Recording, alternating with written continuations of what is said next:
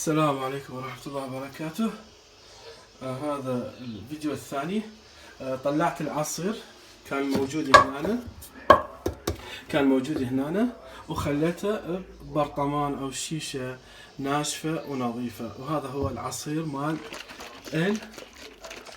البصل. ما شاء الله، هاي أحسن طريقة اللي واحد يقدر يطلع منها العصير، لأنه شفت باليوتيوب تأخذ رأس البصل تقطع صغار ناعم، وبعدين تحط عليه شوية شكر ترشه، وتغطيه ببرطمان بلاستيك، يعني مثل هذا البرطمان البلاستيك. شفت أخت مسوي هالشكل، فسويته يعني هذا البرطمان البلاستيك، فسويته الحمد لله. ولكن حتى نستفاد من كمية البصل، حتى البصل لا يروح حرامات، لأنه راس بصل واحد ما يكفي. ممكن تاخذون كيلو، نصيحة، تاخذون كيلو، وإن شاء الله يرزقكم بعصير بوحدة ماكينة تطلع عصير التفاح وعصير الجزر، وعصير تستخدموه بعصير الخيار، وكذلك تستخدموها تطلعون من عندها عصير البصل. وهذا المتبقي الفضلات من البصل، هذا المتبقي، والمتبقي كذلك بالداخل. زين، هذا ممكن المتبقي تطلعوا على الصفحة، والمرة الأخت الفاضلة الطباخة الأصيلة خاصة العراقية تستفاد من عنده بالطبخ. تحطه ببرطمان بلاستيك وتحطه بالثلاجة، ما يطلع ريحة قبغة زين. وكل ما تستفاد تطبخ مرق، أي مرق كانت، مرق تحط بها ثوم، وهذا البصل همين تستفاد من عنده هذا الفضلات، تستخدمه شوية بالطبخ مالتها. وهكذا كل البصل الحمد لله ما يروح حرامات، رغم هو البصل رخيص خاصة بلدنا العراق، جدا رخيص الحمد لله. ولكن المهم هذا هو العصير، هذا هو المهم، العصير مال البصل هذا. لأنه أنا انصابت بالإنفلونزا الحمد لله، والجو عندنا متقلب هنا لله الحمد. فالحمد لله حضرت عصير البصل مالتي، وحضرت النوم الحامض. عندي نوعين، هذا رخيص عندنا، هذا العصير مال النوم الحامض الأخضر، الليمون الأخضر، القشر مالته أخضر، وهذا الليمون الحامض القشر مالته الليمون الأصفر. استخدمهم اثنيناتهم، ولكن أكثر شيء أنا أحب هذا مالتنا بالعراق. ما شاء الله عندنا كثير من عندنا خيرات كثيرة ولله الحمد. فتستخدمون شلون تستخدمونه؟ 3 مرات باليوم، ملعقة شاي بالعراقي، تأخذون ملعقة شاي من هذا، ملعقتين للكبار، وملعقة للصغار، ملعقتين بهذا الشاي، ملعقتين عصير ليمون، حتى ما شاء الله حتى يكون فعال جدا فعال بإذن الله. ما الإنفلونزا بعد ما تتنفس، بعد يومين ينهي، يقضي عليها بإذن الواحد الأحد. فملعقتين عصير البصل، وملعقتين مال شاي، واذا عندكم عسل ان شاء الله فد نص ملعقه، نص هذه وتخلطوها خلط زين. والافضل ان تشربوها هالشكل قبل ان تاكلوا، قبل الافطار، يعني قبل الاكل 3 مرات.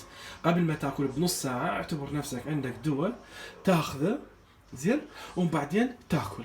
فهذا قبل الاكل بنص ساعه، حتى يكون فعال يدخل بالجسم باذن الله، ويهجم هجوم كامل كاسح على الجراثيم والبكتيريا، ويقضي عليها باذن الله، حتى لا تتعذبون بها، لانه الانفلونزا متعبه جدا.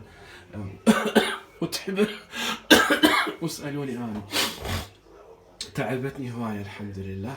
ولكن الحمد لله الله سبحانه وتعالى فتح عقلي وقلبي على هاي الخلطة، فاليوم سويتها وبإذن الله أخذت من عندها، وإن شاء الله الإنفلونزا خفت علي. وكذلك يوجد خلطة ثانية أخذها يوميا، يعني 3 مرات، صار تقريبا أسبوع، اللي هي 5 رؤوس بصل. هذا البصل بس خمسة فصوص، يعني مو 5 من هذا، 5 من هذا، 5 أو 6 روس يتنظفن، وكل راس يتقطع قطعتين أو 3 قطع. زين. وفد 10 15 سن من القرنفل. هذا القرنفل مو المطحون، عندي مطحون اني، هذا استخدمه بالشاي، مو بالشاي وانما استخدمه لانه مهدئ، احد الوصفات مالته الطبيه، مهدئ للاعصاب ويساعد على النوم ويسكن الالام. زين. هذا القرنفل. زين. المطحون بس لا تستخدمون المطحون، استخدمون لانه شوي راح يصير ثقيل وطعم مال القرنفل جدا قوي.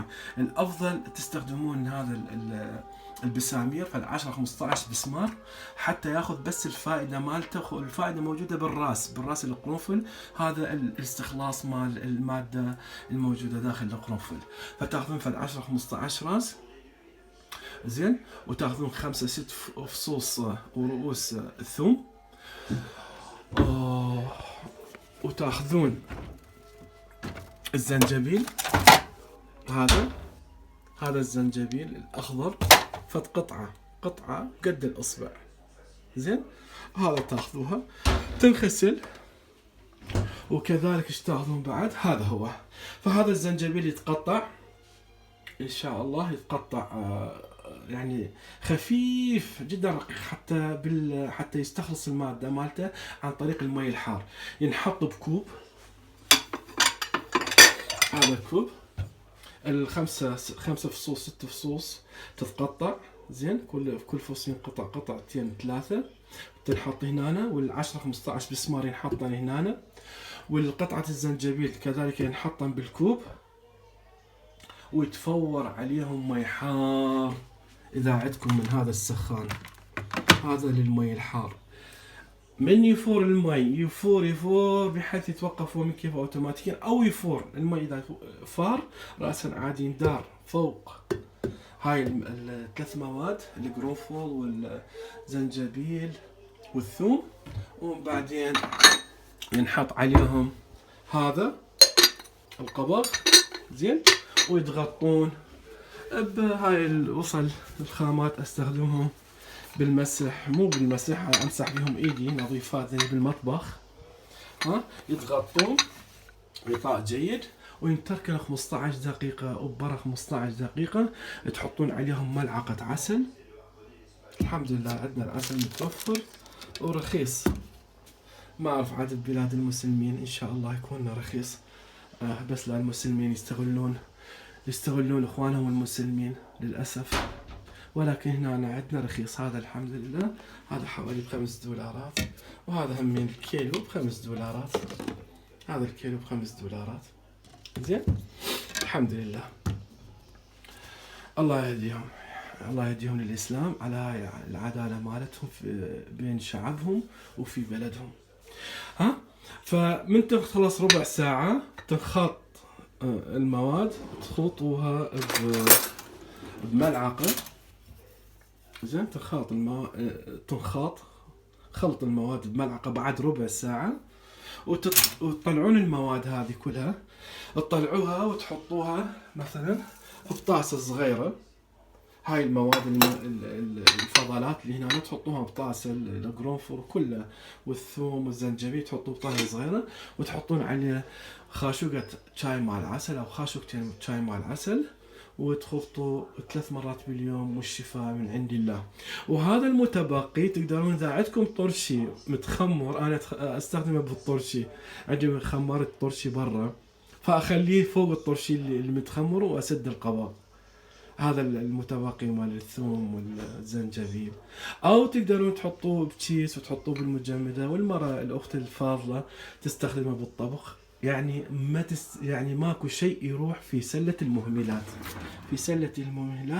ما يروح شيء بإذن الله، كل شيء تستفادون من عنده إن شاء الله من هاي النعم، نعم الله سبحانه وتعالى.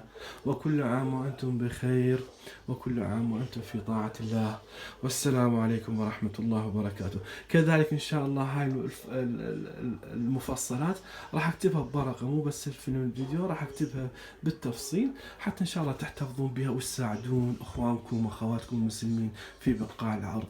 السلام عليكم ورحمة الله وبركاته. ولا تنسونا من صالح الدعاء، محتاجين للدعاء لأنه إحنا في بلاد غير المسلمين، في بلاد الكفار، ولله الحمد والمنة. مهما يكونون كفار، إذا كانوا عادلين أو عندهم عدالة أو هم كفار، ما يعبدون الله، ما يعبدون شيء، انتهى الأمر. وعليهم كفار مو كرها بهم، لكن هم كفار. يعني إذا ما كانوا كفار راح يكونوا مسلمين. السلام عليكم ورحمة الله وبركاته.